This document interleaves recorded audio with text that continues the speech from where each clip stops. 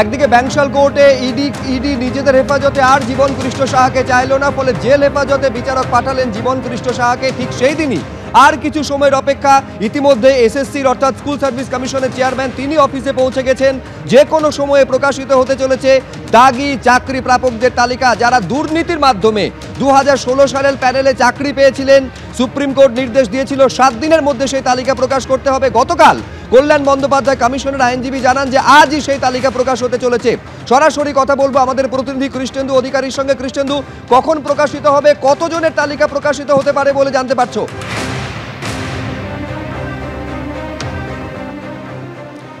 দেখো, আজকেই বিকেলে এই তালিকা প্রকাশিত হওয়ার কথা।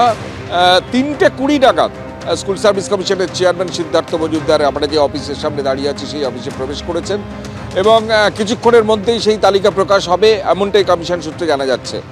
এমনিতেই গতকাল সুপ্রিম কোর্টে স্কুল সার্ভিস কমিশনের যিনি আইনজীবী কল্যাণ বন্দ্যোপাধ্যায় জানিয়েছিলেন যে 1900 অর্থাৎ 1900 নামের তালিকা আজকে প্রকাশিত হওয়ার কথা, যারা দাগি, যারা টেন্টেড, যারা দুর্নীতি করে চাকরি পেয়েছে তাদের তালিকা প্রকাশিত হওয়ার কথা। যেটা কমিশন সূত্রে খবর, সেই সংখ্যাটা হচ্ছে 1859 হতে পারে, অর্থাৎ নবম দশম শ্রেণীর ক্ষেত্রে 952 এবং একাদশ দ্বাদশ শ্রেণীর ক্ষেত্রে 907, অর্থাৎ 1859 জনের নামের তালিকা প্রকাশিত হতে পারে। এরা প্রত্যেকেই শিক্ষক এবং শিক্ষিকা, কারণ যে 5000 জনের বেশি দাগির তালিকা প্রকাশ করা হয়েছিল তাদের মধ্যে অনেকের শিক্ষাকর্মী ছিলেন।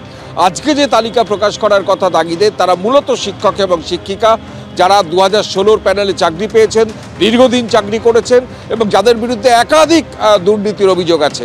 17 রকম দুর্নীতির তালিকা কোর্টে পেশ করা হয়েছিল তুমি জানো, এবং তার মধ্যে সবচেয়ে বড় দুর্নীতি যেটা হচ্ছে ওএমআর নম্বরের মিসম্যাচ, অর্থাৎ ওএমআরে সাদা খাতা জমা দেওয়া হয়েছে কিন্তু কমিশনের সার্ভারে তিনি 57 পেয়ে গেছেন বা 53 পেয়ে গেছেন, অর্থাৎ ওএমআরে 0 পেয়েছেন কিন্তু কমিশনের সার্ভারে তিনি 53-57 পেয়ে গেছেন। এমনকি যারা র্যাঙ্ক জাম্প করে অনেকে চাকরি পেয়েছেন, অর্থাৎ মেধা তালিকায় ওপরে যারা আছে তাদের টপকে নিচেরা চাকরি পেয়েছে। এমনকি এটাও হয়েছে যে মেধা তালিকার সময়সীমা পেরিয়ে যাওয়ার পরেও চাকরি পেয়েছে, এমনকি মেধা তালিকায় নাম নেই এমনও অনেকে চাকরি পেয়েছেন। এই তালিকাটা প্রকাশ্যে এলে স্পষ্ট হবে কারা সেই তালিকায় আছে। ইতিমধ্যে তুমি জানো একাধিকবার হাইকোর্টের নির্দেশে এই তালিকা মাঝে মধ্যে প্রকাশিত হয়েছে, কিন্তু সেই তালিকাটা বিচ্ছিন্ন। কিন্তু এবং সেখানেই আমরা দেখেছি অনেক শাসক দলের নেতার আত্মীয়, অনেক মন্ত্রীর আত্মীয়, অনেকে শাসক দলের ঘনিষ্ঠ, তারা এই জায়গা পেয়েছেন এবং অনেকে টাকা দিয়ে চাকরি পেয়েছেন, ঘুষ দিয়ে চাকরি পেয়েছেন। আজকের এই তালিকা প্রকাশ্যে এলে স্পষ্ট হবে প্রকাশ্যে এলে স্পষ্ট হবে তারা কারা, দুর্নীতির সঙ্গে তারা কিভাবে জড়িত, কিভাবে তারা এই চাকরি পেয়েছিলেন। অর্থাৎ দাগির তালিকা, দাগি চাকরি প্রাপকদের তালিকা কিছু সময়ের মধ্যেই সামনে আসতে চলেছে। সিদ্ধার্থ মজুমদার স্কুল সার্ভিস কমিশনের চেয়ারপারসন, তিনি যখন প্রবেশ করছেন অফিসে, আমরা একবার সেই মুহূর্তের ছবিটাও রাখবো আপনাদের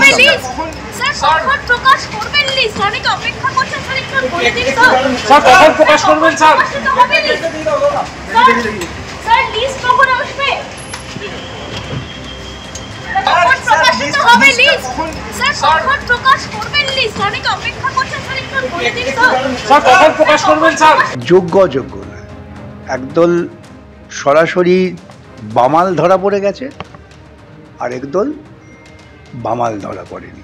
সেই জন্যই কলকাতা হাইকোর্টে বলেছে যারা বামাল ধরা পড়েছে তাদের পুরো বেতনের টাকাটা ফেরত দিতে হবে, আর যারা বামাল ধরা পড়েনি তাদের টাকা ফেরত না দিলেও চলবে। যারা বামাল ধরা পড়েছেন তারা আগামী দিনে পরীক্ষায় বসতে পারবে না। সুপ্রিম কোর্ট এবং হাইকোর্টের রায়টা এইটা, এই রায়টাকে গুলিয়ে দেওয়ার জন্য মমতা প্রথম থেকে যোগ্য অযোগ্য এই একটা থিওরি খাড়া করেছে, যাতে মানুষের মনে একটা আবেগ তৈরি হয়।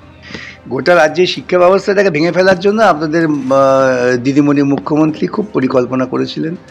আজকে তার বিভিন্ন বিষময় ফলটা বেরোচ্ছে।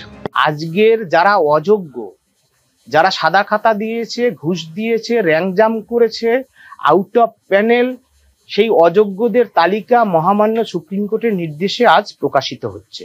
এসএসসির যিনি চেয়ারম্যান তিনি হলফনামা দিয়ে বলছেন 15,800 জন আনটেন্টেড অর্থাৎ যোগ্য, তাহলে তাদেরকে সার্টিফাই করে যোগ্য চাকরি ধারাবাহিকতা সহ ফেরানো হচ্ছে না কেন?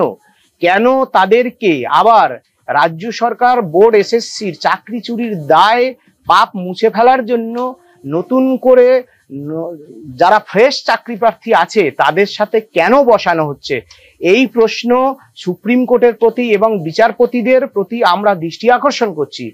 আনটেন্টেড যারা আছে তাদের সসম্মানে ধারাবাহিকতা সহ বিদ্যালয়ে ফেরানোর ব্যবস্থা করুক দেশের সর্বোচ্চ আদালত সুপ্রিম কোর্ট।